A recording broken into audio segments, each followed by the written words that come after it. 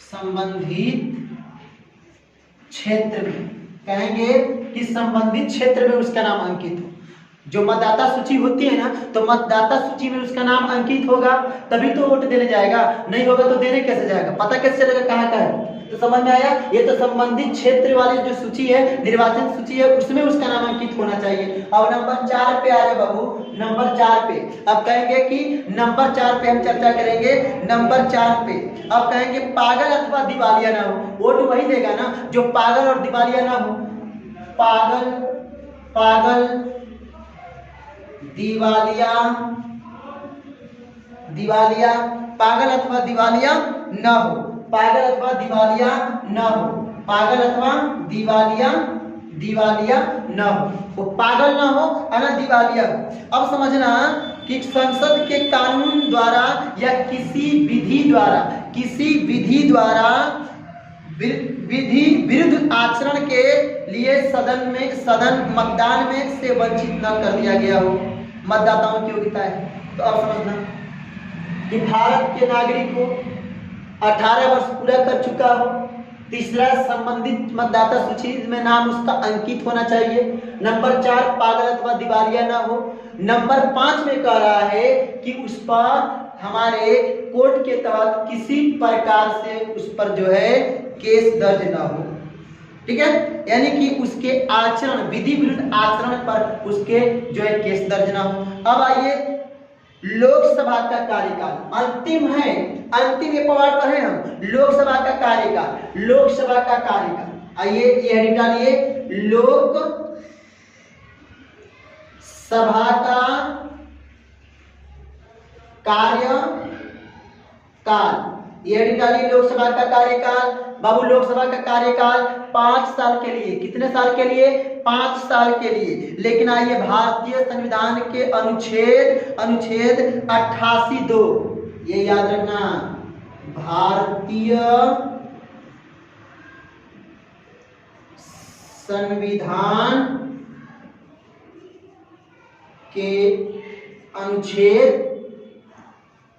88(2) 88(2) में कह रहा है कि इसके तहत, यानी कि कह रहा है कि अनुसार लोकसभा का कार्यकाल 5 वर्ष होगा। कितने? तो कह रहा है कि 5 वर्ष। कितने वर्ष के लिए? 5 वर्ष के लिए बाबू। भारतीय संविधान के अनुच्छेद 88(2) के तहत 5 वर्ष के लिए। कितने साल के लिए सांसद चुने जाएंगे? 5 वर्ष के लिए। 5 वर्ष के लिए याद रखना। लेकिन किंतु इस अवधि के दौरान केंद्रीय मंत्रिपरिषद, क्या है? केंद्रीय मंत्रिपरिषद प्रधानमंत्री की सलाह पर राष्ट्रपति द्वारा भंग किया जाए। केंद्रीय मंत्रिपरिषद यानी कि प्रधानमंत्री कहे कि मैं शासन चलाने की योग्यता नहीं रख पा रहा हूं और वो राष्ट्रपति से कहे तो राष्ट्रपति सीधे मंत्रिमंडल को क्या कर देंगे? मंत्रिपरिषद को सीधे भंग हो जाएगा और यहाँ 5 साल से पहले इनकी सरकार क्या हो जाएगी बाबू?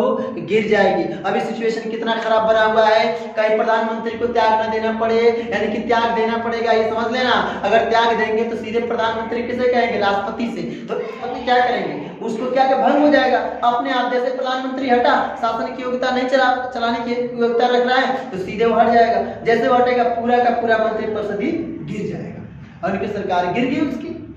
अब देखना, तो 5 साल से पहले ही हो गई। आपातकाल की घोषणा होने पर संसद विधि लोकसभा का कार्यकाल बढ़ा सकती है। अगर हमारे देश के अंदर क्या हो जाए, समझना, आपातकाल की कंडीशन आ जाए, कोई बाहरी देश हम पर हमला कर दिया या हमारे देश का सिचुएशन अच्छा नहीं है, राष्ट्रपति शासन लग गया, तो संसद का कार्यकाल बढ़ाया जा सकता है, घटाया नहीं जा सकता।